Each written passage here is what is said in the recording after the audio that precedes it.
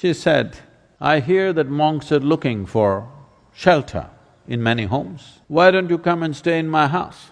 Gautama said, "If she's inviting you with so much affection, you must go stay there." Then people saw, "See, he's gone."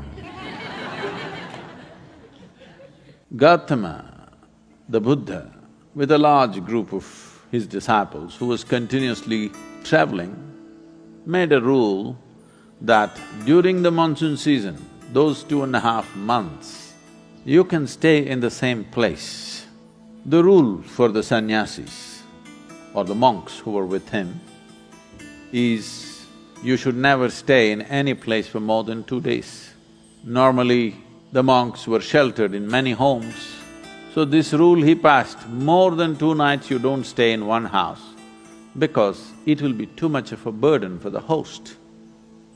They are housing 10 people, you don't stay there for a month. 2 days, it should have been 1 day. 2, because you have walked a long distance and come, bit of recovery time.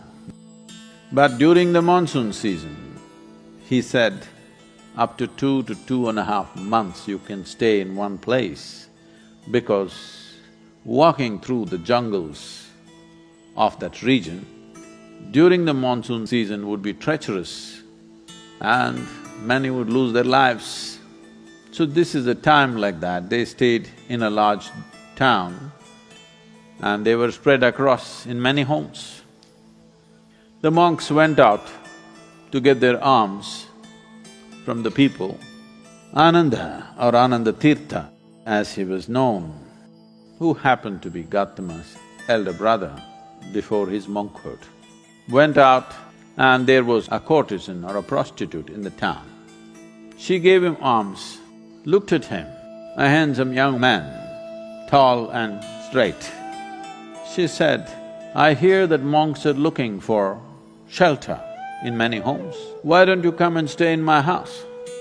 Ananda said, "I have no issue, but I must ask the Buddha as to where I should stay." Then she became really taunting.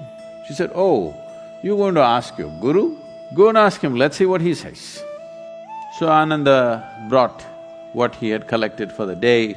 Gautama was sitting, he came and placed it at his feet, and everybody is supposed to find food and shelter wherever they go.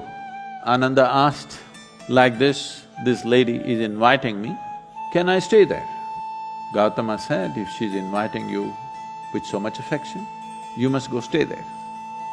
The townspeople who were sitting here, they said, "What? A monk is going to go and stay in a prostitute's home? This is it." This spiritual process has become corrupt. Gautama looked at them and said, "Why are you so worried? The lady is inviting him. Let him stay, what is the problem?" They all started getting up and started shouting. He said, "Wait, I am on this path because I see this is the most powerful way to live. Now you're telling me her ways are more powerful than my ways.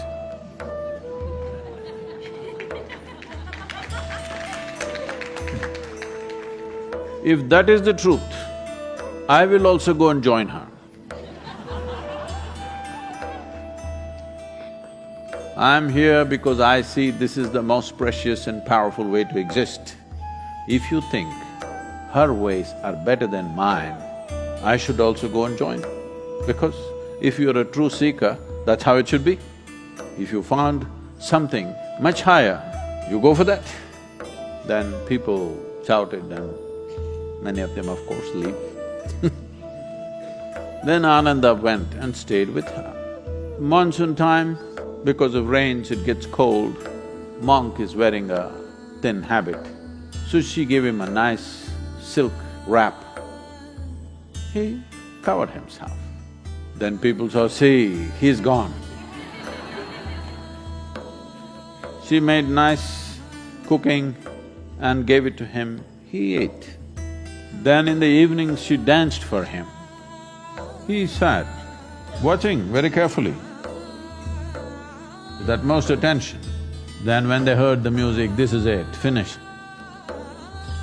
things went on. When the time was up, when the rain stopped, when it's time to move, Ananda came to Gautama along with a female monk.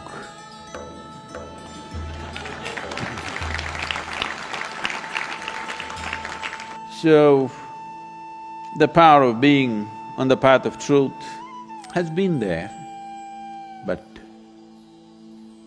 has been many times at its height, but never got mainstreamed.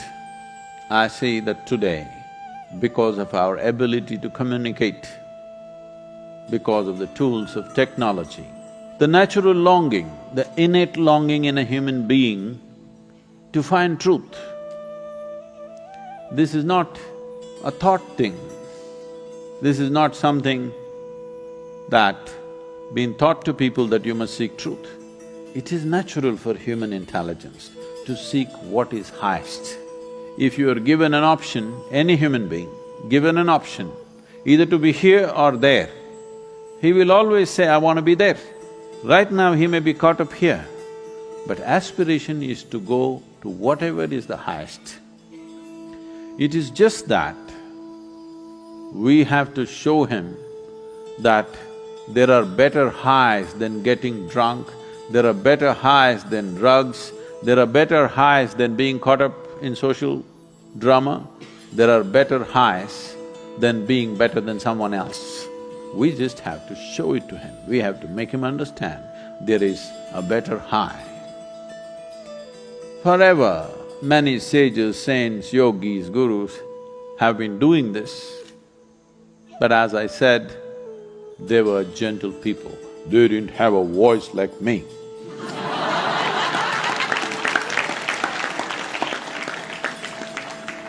They didn't have a microphone.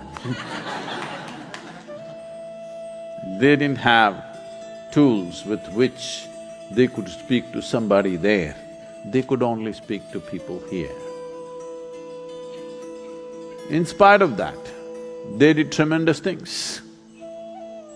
For their times, many of them did tremendous things out of sheer grace and energy. Millions of people around them, they transformed. Millions of people around them, they put them on the path of truth, on the power of truth. But a time has come where our ability to communicate is such, we can make truth slip through every door. We can make truth knock on everybody's minds and hearts. Never before this was possible. Technology has rendered us to this place.